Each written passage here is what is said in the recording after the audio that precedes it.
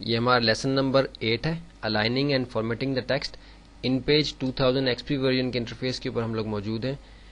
Aligning text سے مراد text کی alignment کو تبدیل کرنا ہے، یعنی right align, centre line, left line یا جسٹیفائی جو ہم کرتے ہیں ٹیکسٹ کو، وہ کس طریقے سے کیا جاتا ہے اور ان ٹرم سے کیا مراد ہے، اور ٹیکسٹ کو فارمیٹ کرنا، یعنی اپنی مرضی کے مطابق اس میں اس کے فونٹ میں، اس کے کلر، اس کے سائز وغیرہ کے اندر تبدیلی لانا، یہ کیسے ممکن ہے۔ اگرچہ یہ اگر آپ کسی ورڈ پروسیسنگ کی اپلیکیشن کے اوپر پہلے سے کام کر چکے ہیں تو یہ بہت ہی عمومی استعمال کی آپشنز ہیں، لیکن ان کو ہمیں ضروری ہے کہ ہم اس میں کور کریں اس کورس کے اندر، تاکہ کسی قسم کا کوئی کنفیوژن جو ہمیں وہ نہ رہ جائے۔ آپ دیکھ رہے ہیں کہ بسم اللہ الرحمن الرحیم ہمیں یہاں لکھا ہوا نظر آ رہا ہے، جو کہ بہت چھوٹے سائز کا ہے۔ اس کو سائز ہم پہلے بڑا کر لیں گے تھوڑا سا، تاکہ ہمیں آسانی کے ساتھ نظر آ جائے۔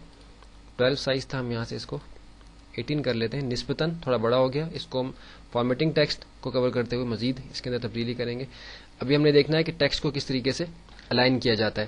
الائنمنٹ سے مراد ہے کہ پیج کے ساتھ جو آپ کے ٹیکسٹ کی الائنمنٹ ہے، یعنی پیج کے مطابق آپ کے ٹیکسٹ کی الائنمنٹ رائٹ، سینٹر یا لیفٹ یا جسٹیفائی کی جو الائنمنٹس ہیں وہ کس طریقے سے کی جاتی ہیں۔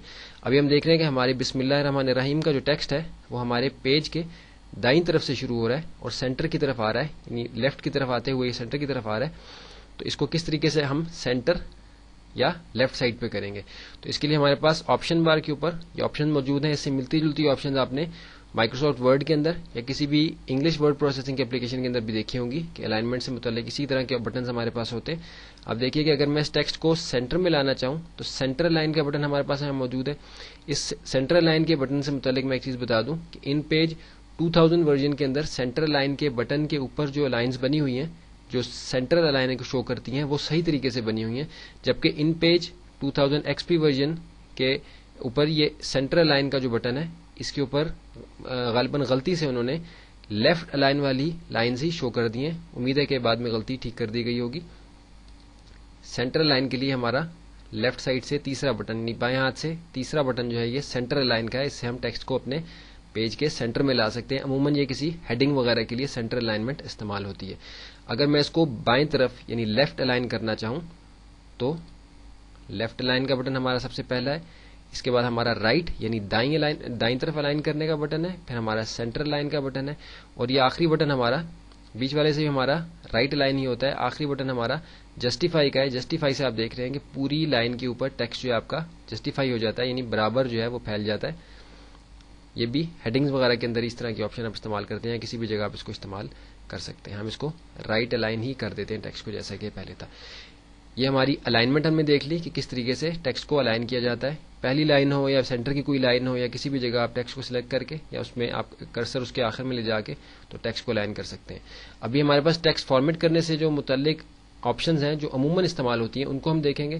اگر ہم ٹیکسٹ کو بولڈ کرنا چاہیں تو سب سے پہلی بات یہ ہے کہ ٹیکسٹ کو فارمیٹ کرنے کے لیے، فارمیٹ کی آپشنز کو اپلائی کرنے کے لیے جس ٹیکسٹ کے اوپر ہم نے یہ آپشنز اپلائی کرنی ہو اس کو ہمیں سلیکٹ کرنا ہوتا ہے، اور سلیکشن لینے کے بعد اس کی ہمارے پاس یہ آپشنز جو اویلیبل ہیں اس پہ اپلائی ہو سکتی ہے۔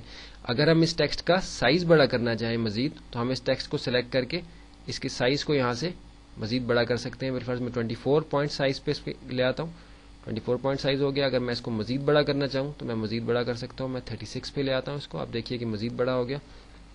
اس کو میں نے سینٹر الائن کر لیا۔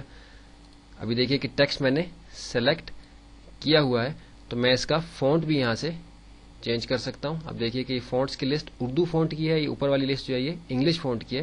تو ابھی کیونکہ میں اردو کے فونٹ کے اندر، یعنی یہ جو عربی اکرچے لکھی ہوئی ہے لیکن یہ اردو کے کیز سے لکھی گئی ہے، تو یہ جو اردو کے فونٹس کی لسٹ ہے میرے پاس، اس کے ذریعے سے میں اس فونٹ کو بھی چینج کر سکتا ہوں۔ آپ دیکھیں کہ یہ ہمارا بسم اللہ الرحمن الرحیم کا فونٹ جو ہے یہ یہاں سے بالکل چینج ہو گیا۔ پھر سلیکٹ کیا میں نے، مزید کوئی فونٹ دیکھتے ہیں۔ دیکھیے کہ پہلے والے فونٹ سے ملتا جلتا فونٹ ہمارے پاس آ گیا۔ اب یہ مزید تبدیل ہو گیا فونٹ۔ اب دیکھیے بسم اللہ الرحمن الرحیم کا فونٹ یہاں سے چینج ہو گیا۔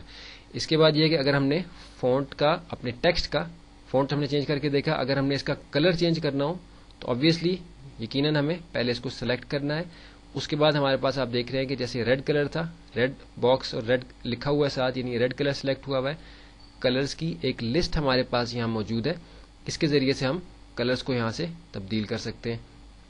دیکھیے بالفرض میں نے گرین کلر کر دیا، گرین ہو گیا، دوبارہ سلیکٹ کیا، کلر پھر سے میں نے چینج کیا، بلو کلر کر دیا، بلو کلر ہو گیا۔ تو تو یہ ہمارے پاس کلرز کی ایک لسٹ ہے، اس کے ذریعے سے ہم اپنے ٹیکسٹ کو کلر کو بھی چینج کر سکتے ہیں. اگر ٹیکسٹ کو بولڈ کرنا ہو تو یہ بی لکھا ہوا ہے، آپ دیکھ رہے ہیں، اس سے ہمارا ٹیکسٹ جو بولڈ ہو گیا، یعنی مزید جو ہے اس کے اندر تھوڑا یہ ڈارک ہو گیا، ڈارک کلر کا ہو گیا، بولڈ ہو گیا. اگر ہم بولڈنس اس کی ختم کرنا چاہیں تو دوبارہ سے بی کو پریس کریں گے، بولڈنس ختم ہو گئی، دوبارہ سلیکٹ کیا. اٹیلک کرنا چاہوں گا تو اٹیلک کر دوں گا، اٹیلکنس ختم کر دی. اگر اس کو انڈر لائن کرنا چاہوں تو آپ دیکھیے کہ لائنس کی آپشن میرے پاس ہیں، سنگل لائن،